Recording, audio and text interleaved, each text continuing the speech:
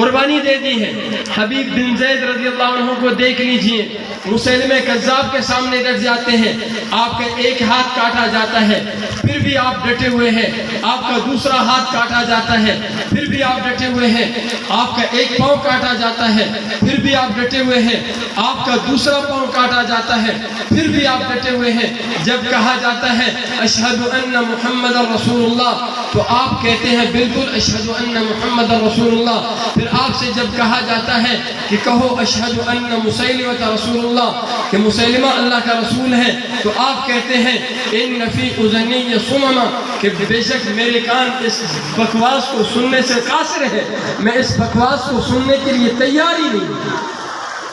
پھر حتیٰ کہ آپ کو اس چھوٹے سے جسم کے ساتھ شہید کر دیا جاتا ہے۔ پھر جب آپ کی ماں ام عمارہ کو بتایا جاتا ہے کہ آپ کے نوجوان بیٹے کو آج رسول اللہ صلی اللہ علیہ وسلم کے ختم نبوت کے حفاظت کے پاداش میں شہید کر دیا گیا، تو ام عمارہ رضی اللہ عنہ بڑے فخر سے کہتی ہے وَلِهَذَا الْيَوْمِ أَرْضَعْتُهُ، اسی دن کو دیکھنے کے لیے میں نے اسے پالا تھا، اسی دن کو دیکھنے کے لیے میں نے اسے دودھ پلایا تھا، اسی دن